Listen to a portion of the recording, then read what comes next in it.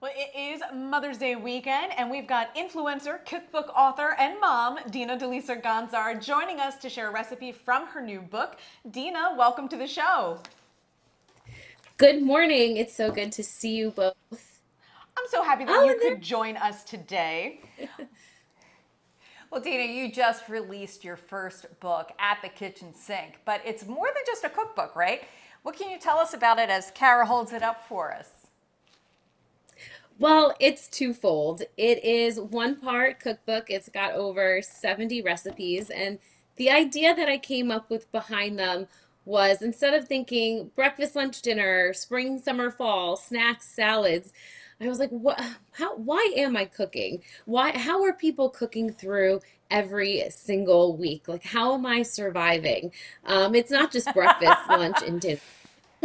Not really. It is eating in the car in between soccer and dance practice. It is looking at my pantry and playing Chopped, basically. So I wanted to really come alongside people, meet them where they're at in the kitchen and also beyond. So I felt like I didn't want to just drop in someone's lap another aspirational cookbook where they opened it up, saw pretty pictures of food that they felt like they could never achieve, or maybe looking at the pretty pictures of my family and saying, oh, I wish I could have that life. I didn't want to be another vehicle for comparison, especially with what I went through early in having my daughter. And that's where the devotionals came into play. There's over 40 writings there because I wanted to come alongside the mom or the woman or the person at the kitchen sink who's staring out the window. Maybe they're cleaning baby bottles, wondering, like, how am I going to make it?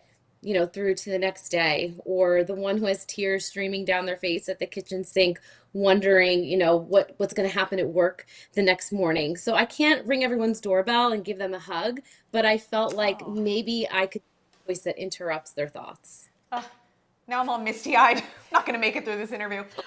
You, we love you, Dina. You have a quick dish from the book that you want to share with us. So what are we making today?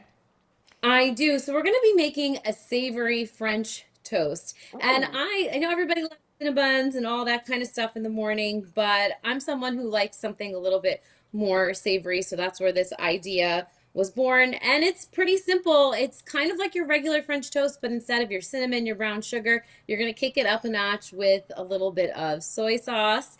So I have 3 eggs in here.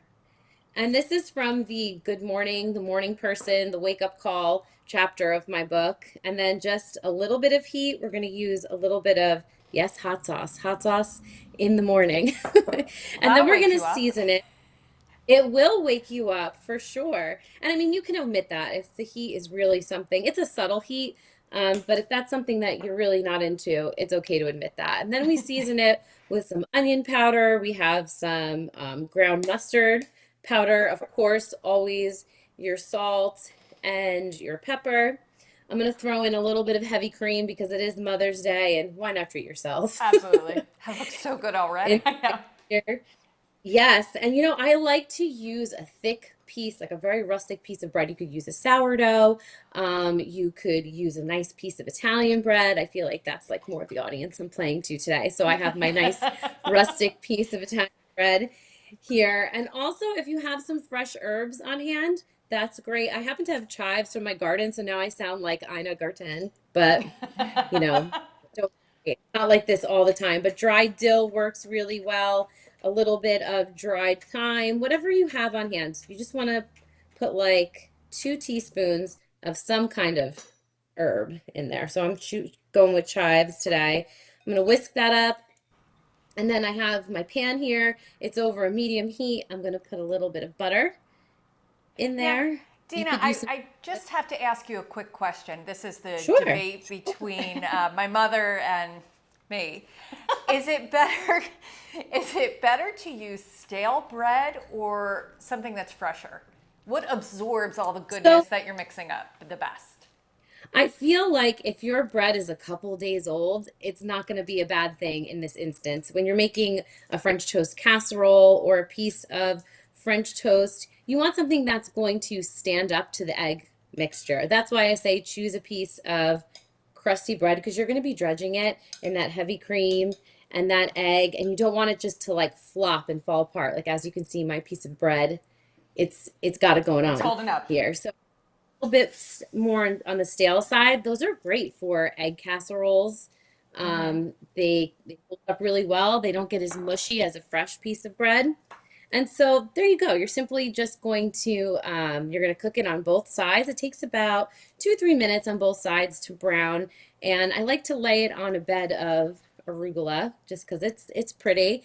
And again, I'll top it with some red pepper flakes. Do I have any fans of hot honey? Yes, ma'am. Yes. Okay, and then I like to drizzle a little hot honey over the top of it. And it As goes really well with if your kids have any leftover cereal milk in the morning. This is what I have in the book. It's part of the Mom Minute, which goes really well with our Mother's Day theme That's today. And excellent, all let Dina. me, yeah, I was just, as it was that's just me taking cooking, Sienna's cereal. I was going to ask you about the Mom's Minute section of the book. Why was it important for you Yes. to include that? Well, in thinking of my everyday life, I thought of how I ran into so many instances where I didn't feed myself. It was a really bad habit. Yes, I would grab off of Sienna's plate here and there, but one day I thought to myself, I'll make sure that her plate is full of fruits and vegetables and whatnot. And then I won't even take 5 seconds to consume them myself because I'm either so busy or I think I'm going to eat and then I throw in more laundry, answer another email, go to the next thing. And, the truth is if you get yourself sick and if you get yourself in a bad place, you're not going to be helping anyone. And I don't always have like 30 minutes to make myself some beautiful lunch or, to have a glass of wine with some pasta on the deck. That's not happening. But I can take those leftovers, like the cereal milk, throw a scoop of protein in it, banana, some maple syrup, and now I've got something that's going to keep me going until lunchtime when hopefully I do better. I love that, Dina. So, what are some of your top tips for folks who are maybe planning to cook for their mom this weekend? Like me.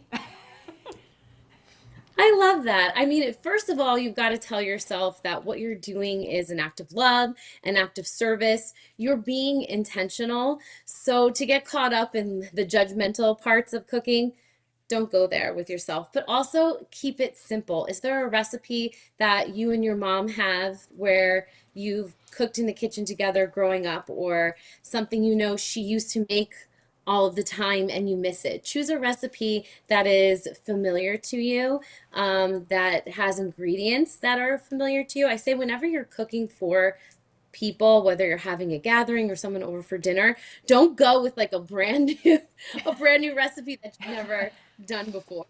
I've done that before, and that's always like my biggest stressor. Me But too. things like Me simple. too, Dina. I am there with you.